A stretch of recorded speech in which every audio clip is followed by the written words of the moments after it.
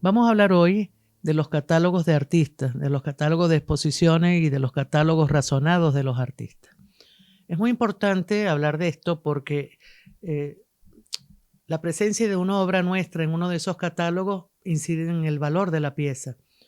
Pero aunque no esté presente nuestra obra en esos catálogos, sí nos da el conocimiento necesario y suficiente como para nosotros establecer criterios de valor en el momento de nuestra compra. Los catálogos de artistas, los catálogos de exposiciones de artistas en forma individual, son catálogos muy bien pensados por la galería. Son catálogos que normalmente tienen un texto crítico. Es importante, en primer lugar, saber quién escribe ese texto crítico, porque cada uno de los expertos en arte pues tiene un propio prestigio, un prestigio ganado con el tiempo, y cada uno tiene una especialidad. Si el catálogo que nosotros estamos recibiendo de la galería o que estamos comprando en un museo es un catálogo que tiene un aporte importante a la bibliografía y a la hemerografía del artista, entonces se justifica que nosotros compremos ese objeto y que lo conservemos como un bien muy valioso que respalda la importancia de la obra que tengamos o de la obra que nosotros queramos comprar en un futuro, o sencillamente de nuestro gusto personal por una tendencia o por una época del arte en particular. Entonces, bueno, ya hablamos de ese texto crítico, que es un texto que debe tener, como dije en un principio, un contenido independiente, un contenido nuevo. Desconfiemos de aquellos catálogos en donde se repite la información de otros catálogos, porque sencillamente pues no nos están aportando nada nuevo a nuestro conocimiento, y seguramente es un vehículo solamente de venta, más no un vehículo de información importante para coleccionistas y para público en general que visite las exposiciones.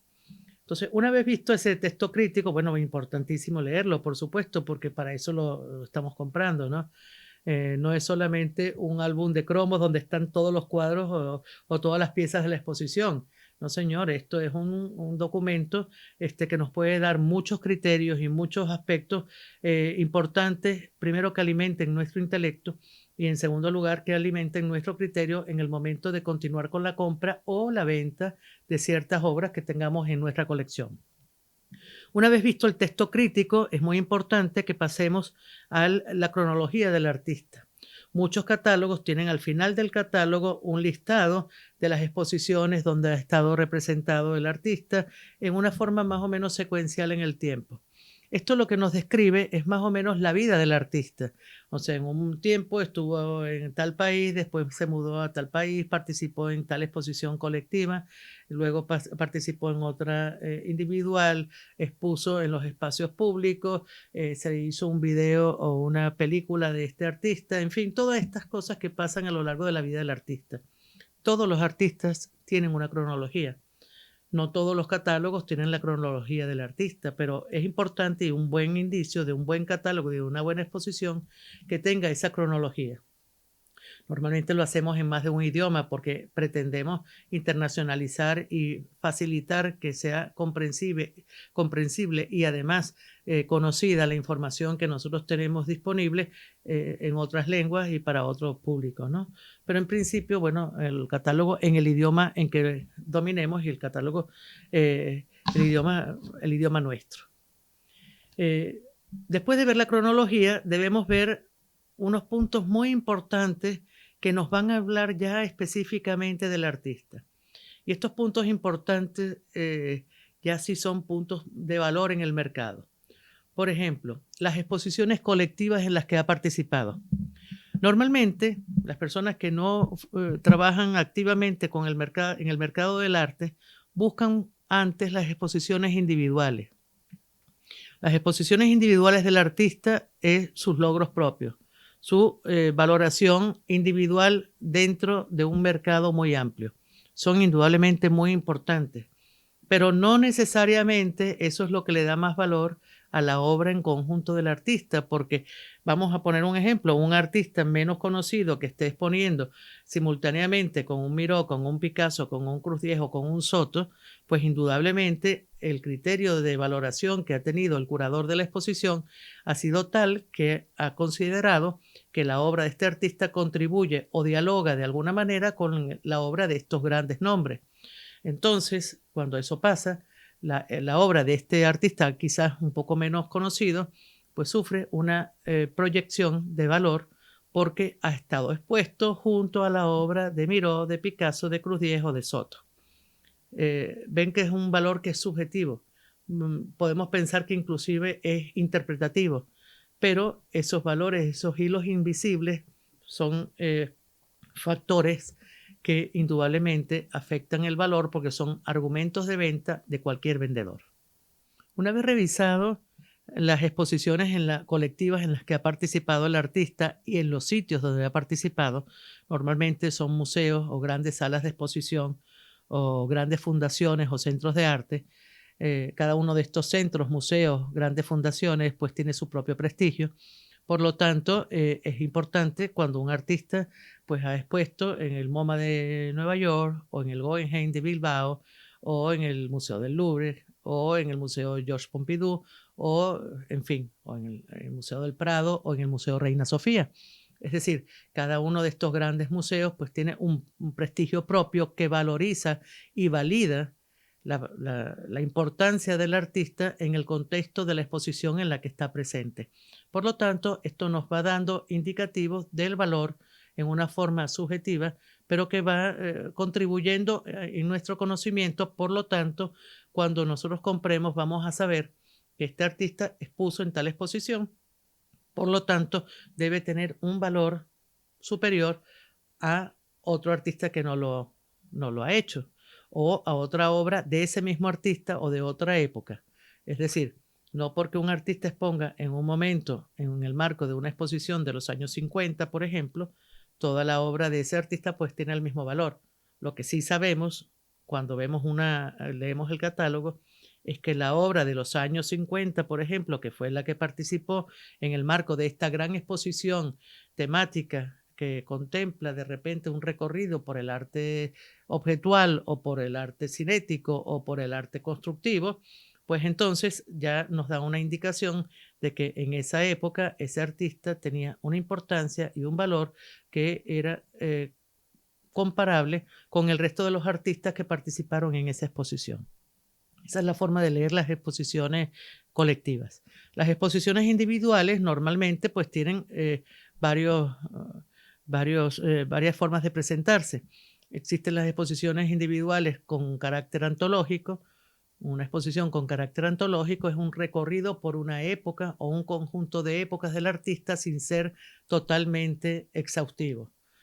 Puede tener un carácter retrospectivo. El carácter retrospectivo o una exposición retrospectiva es aquella que recorre toda la producción del artista, desde la A a la Z, un recorrido a lo largo de su obra. O una exposición individual de un periodo breve o de un grupo de años o de la obra actual del artista, que es lo más frecuente de encontrar en las galerías. Las primeras antológicas y retrospectivas son normalmente exposiciones de museo o exposiciones de instituciones de carácter museístico, no necesariamente museos estatales, sino colecciones privadas o colecciones institucionales que también prestan sus salas o organizan exposiciones de carácter temporal y desarrollan exposiciones sobre algunos de los artistas de su colección o de otras colecciones o artistas que aunque no estén en sus colecciones, pues forman parte de ese mundo, de ese universo virtual que crea la colección en sí misma. Entonces, las exposiciones en las galerías pues son exposiciones que normalmente recorren un grupo de años del artista, pero no por eso es menos importante el catálogo que las galerías desarrollamos, porque por contemplar un número más pequeño de obras y un grupo más pequeño de años en que estamos mostrando la obra del artista, pues normalmente somos más profundos o intentamos buscar textos más profundos que ubiquen y que contribuyan a la valoración de ese artista en un futuro, en un marco general. Es decir, las exposiciones individuales también tienen un gran valor, pero indudablemente tenemos que pensar que ese valor va acompañado del prestigio que pueda tener tanto la institución museística, la institución de arte, la fundación que lo presente o la galería que lo presente. No todas las galerías tienen el mismo crédito en el mercado. No todas las fundaciones tienen el mismo crédito en el mercado y no todos los museos tienen el mismo valor. No es lo mismo una exposición realizada en el Museo Guggenheim de Bilbao, por ejemplo, que una exposición realizada en un centro de arte más regional en alguna otra parte del mundo. Claramente no lo es. Entonces, es muy importante asociar la exposición, en el marco de la exposición, otros artistas que han participado, otros artistas que han expuesto en ese mismo sitio, el catálogo que se ha realizado. Vemos que es un conjunto de factores, ¿no? Se va creando como una red de factores que forman un criterio que indudablemente es subjetivo, pero que a la hora de la venta o la compra de arte, pues pesa en el valor de la obra. De la misma manera que analizamos la presencia del artista en las exposiciones individuales y colectivas, podemos analizar en los tiempos contemporáneos, sobre todo en el arte de los artistas más jóvenes, de los artistas contemporáneos, las residencias que realicen en diversas partes del mundo, en instituciones que están dispuestas y que están preparadas pues, para dar este tipo de becas y de estudios y de intercambio con otros artistas internacionales.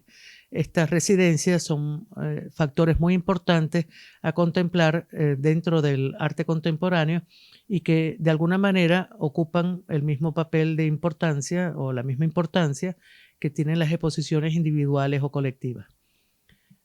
Otro punto importante a contemplar en un catálogo en el currículum de un artista es la presencia de estos artistas en los espacios públicos. Un artista, una obra que esté en un espacio público, indudablemente alcanza a un público mucho mayor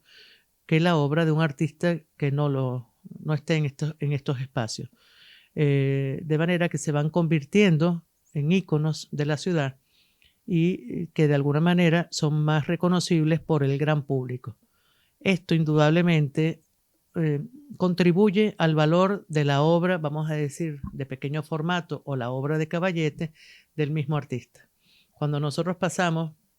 vamos a poner siempre un ejemplo en los casos más conocidos, por ejemplo, la Ciudad Universitaria de Caracas.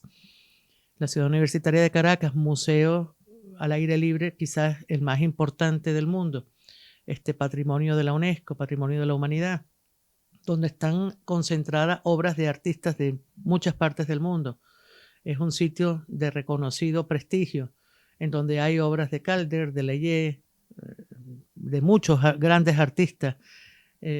Claramente, el tener esa obra en esos sitios y el que el público que visita y que estudia en esa gran universidad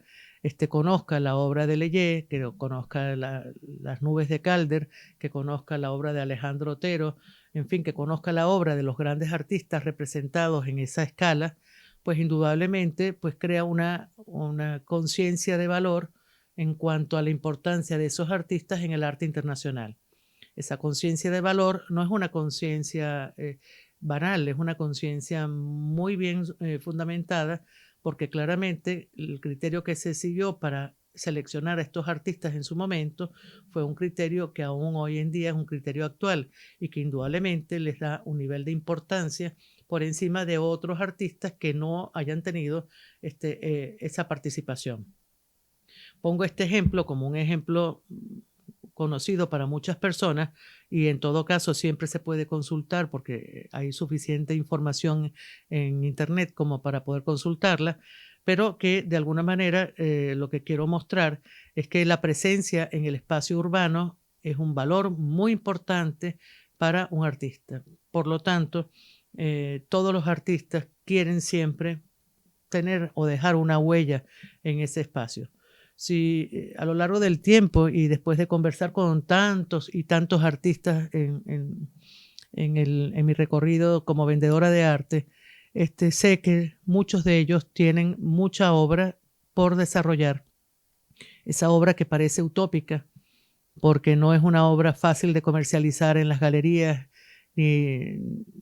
en las subastas. Normalmente son proyectos de gran dimensión y son proyectos que quizás no hemos logrado en la mayor parte de los casos conocer y es una pena porque es un aspecto en la obra de cada artista que es fundamental y que además nos permite también a nosotros, o nos hubiera permitido, conocer más de ellos y dimensionarlo en su justo valor. En nuestra revisión de los currículum y de las cronologías de los artistas, es importante que nosotros veamos también los premios que ha recibido, las publicaciones en las que ha participado, si tiene o no tiene un catálogo razonado. El catálogo razonado es muy importante porque el catálogo razonado es el que resume toda la obra del artista. Normalmente son catálogos de esta dimensión, son catálogos muy exhaustivos, con una identificación muy clara de cada una de las obras, con un estudio muy profundo de cada una de las obras, pero que el contenido general, el hecho de que un artista tenga un catálogo razonado, ya le da un nivel de importancia que lo separa de quienes no lo tienen. Claro, se sabe que no siempre se puede hacer porque estos son catálogos muy costosos y no todos los artistas tienen obra como para hacer un catálogo razonado. Pero cada día más se impone la moción o la tesis de que el catálogo razonado es de alguna manera un justificativo de la autoría, lo cual es muy importante, y una validación de la experticidad o de la experticia que tiene quien lo realiza en cuanto al conocimiento de la obra del artista. Y cada catálogo razonado que nosotros veamos por ahí debe significar un objeto de validación y un objeto de reconocimiento, porque es muy costoso hacerlo, es muy valioso para quien lo tiene, es muy valioso para quien lo consulta, nos provee una información fundamental y además valida cada una de las obras que tengamos nosotros de ese artista y la proyecta en su valor. Ya habiéndonos parado en ese catálogo razonado que también recoge de una forma mucho más exhaustiva que cualquier otro catálogo la vida y obra del artista, es importante consultarlo y es importante revisarlo siempre. Muchas bibliotecas y en todas partes del mundo y muchos de estos catálogos ya están en línea también. Es decir, desde el primer momento les he sugerido que el estudio es un factor muy importante en el coleccionismo. Todos los coleccionistas de alguna manera somos estudiosos en algo, en nuestras propias colecciones, en los artistas que nos gusta, en las técnicas, en la selección del área de colección que hemos hecho. Y nos convertimos con el tiempo en grandes expertos de esto. Y toda esta información que abunde en beneficio de esa experticidad o esa experticia, es muy importante que nosotros la sigamos estimulando en el tiempo. Hay algunos puntos de valor que que podemos leer también en los currículum de los artistas y en los catálogos, que tiene que ver con la presencia de estos artistas en cada uno de los mercados, en sus mercados locales y en sus mercados internacionales. Indudablemente es muy importante tener una presencia muy activa en los mercados locales porque es el mercado natural de cada artista, de cada obra de arte. Pero también la presencia internacional nos da mucha mayor validación y nos permite que el precio de esa obra pues se mantenga en el tiempo, por cuanto, como hemos dicho en otros programas y voy a repetir ahora, toda obra de arte está sujeta a una oferta y demanda, a la ecuación de la oferta y la demanda. Si nosotros presentamos una obra en un marco internacional,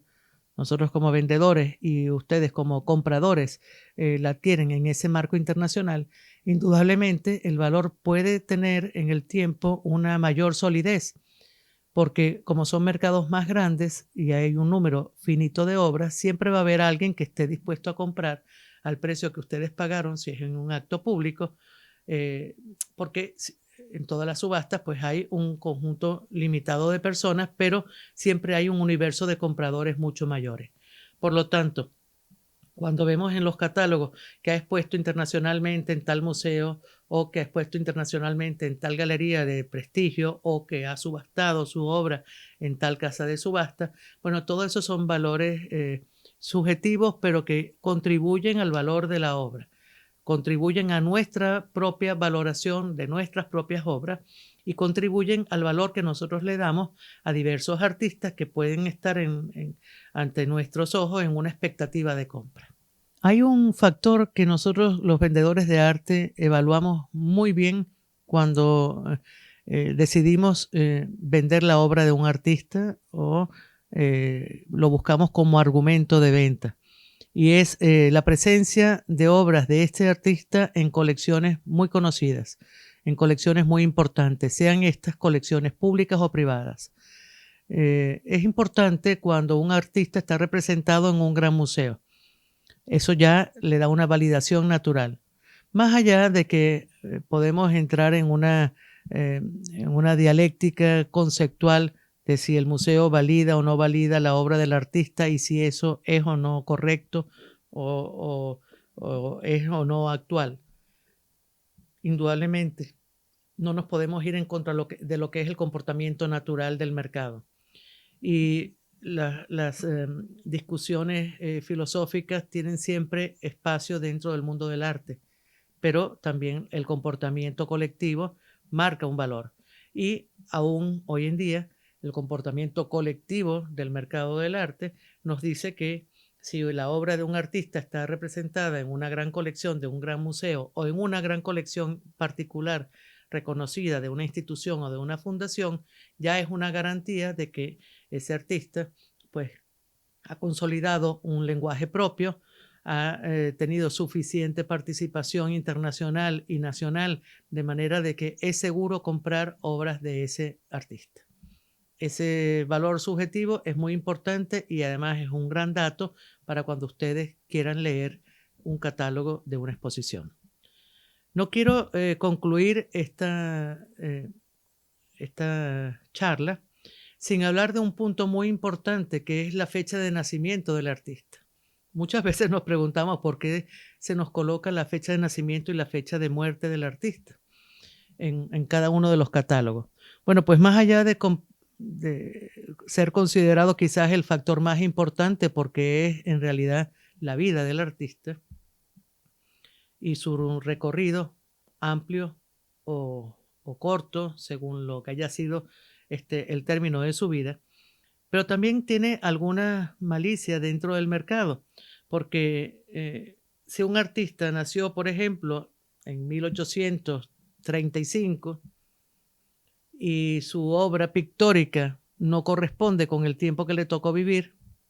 o un artista nació en 1920 y a lo mejor pues pinta como un artista de 1800 y pico, es decir, en un desfase en cuanto al tiempo que le tocó vivir,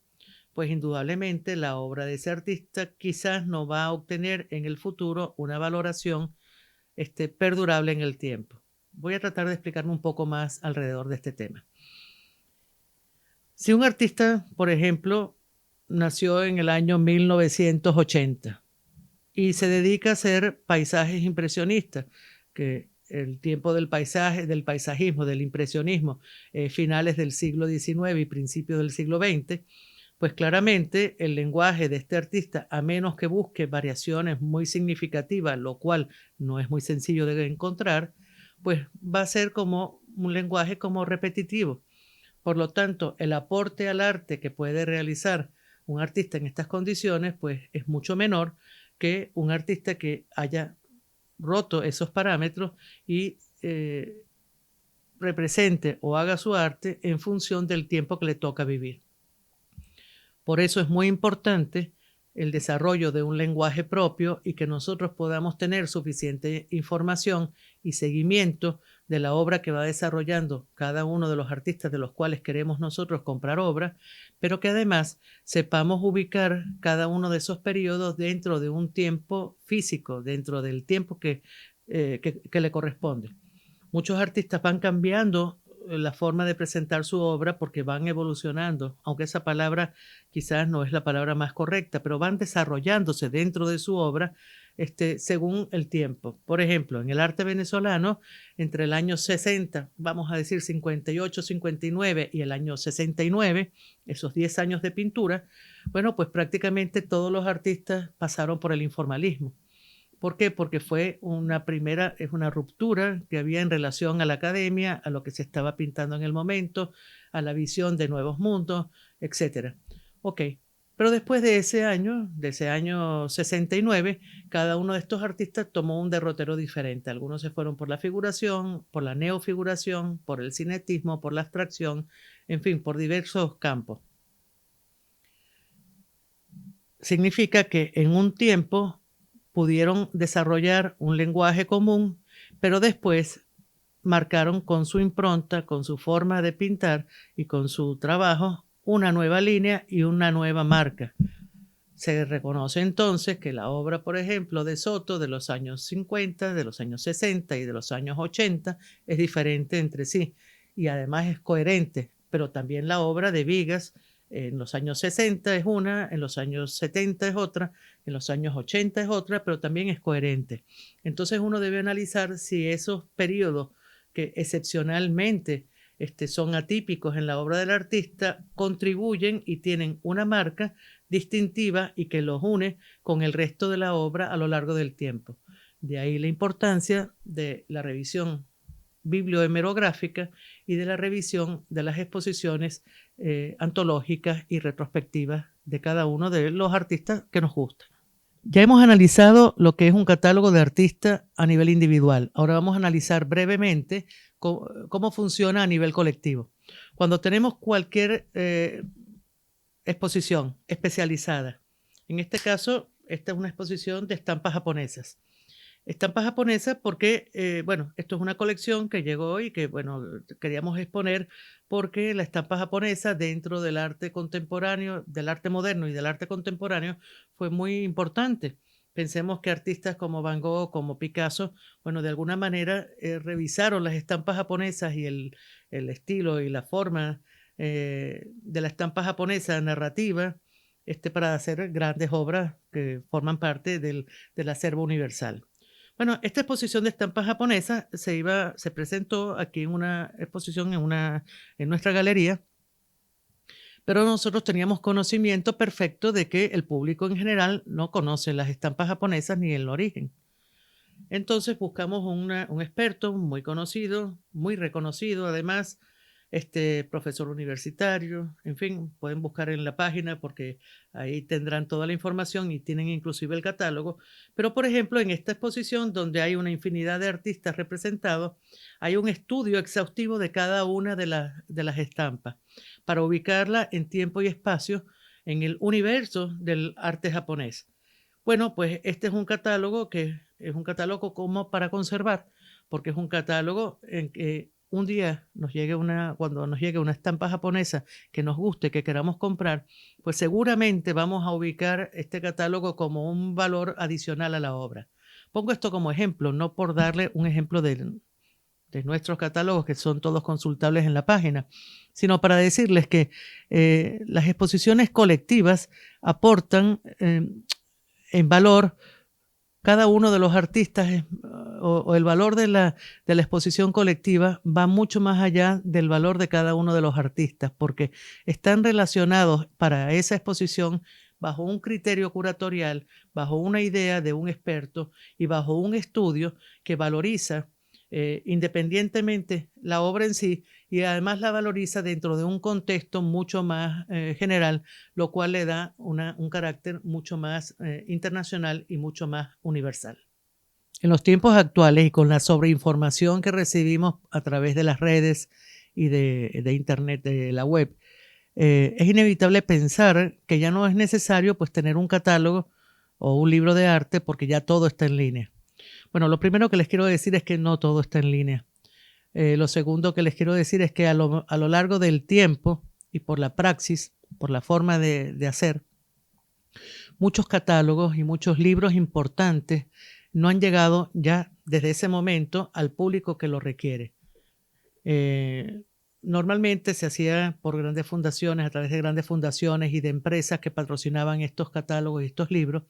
pero finalmente no había una forma de distribución adecuada que permitiera que esos libros y catálogos tan importantes y de una investigación tan sustancial llegara al público que realmente lo requería. Esto ha creado como un mercado secundario de catálogos, un mercado de librería de libros usados, y para esto sí ha sido muy útil el manejo de las redes y las tiendas virtuales, Por lo tanto, no duden en buscar en estas tiendas virtuales catálogos especializados. Por otro lado, no todos los catálogos han sido digitalizados ni todas las bibliotecas están digitalizadas. Ojalá eso pasara en algún momento, pero eso es una utopía. Por lo tanto, nosotros no debemos dejar de darle importancia al catálogo físico y al libro físico, además, indudablemente, del placer de tener un libro en las manos y de revisar el libro en los espacios que son para nosotros de confort, no necesariamente detrás de una computadora. Pero volvemos al punto de la sobreinformación. Y la sobreinformación de Internet en este momento nos puede obnubilar, porque cuando buscamos información de un artista, podemos caer o podemos cometer el error de dar por válida toda información que está en la red, por cuanto esa información no está tamizada por nadie, no hay ningún comité de expertos que la controle, no hay ningún crítico de arte que la pueda contradecir, y podemos caer en el error de darle más valor a obras o artistas que son muy hábiles en el momento de la comunicación, pero que no está respaldada esa información con hechos reales, con exposiciones reales, con catálogos físicos, con exposiciones colectivas, con participación en espacios públicos, en fin, todo esto de lo que ya hemos hablado. Quiero decir con esto que tenemos que estar muy atentos a esos productos de mercado, que son productos muchas veces fabricados por grandes expertos en comunicación y en mercadeo, pero que pierden el valor de arte. A todos nos puede haber pasado, a mí ya me ha pasado, de ver obras de artistas muy fotogénicas para las redes, catálogos muy bien desarrollados en forma digital,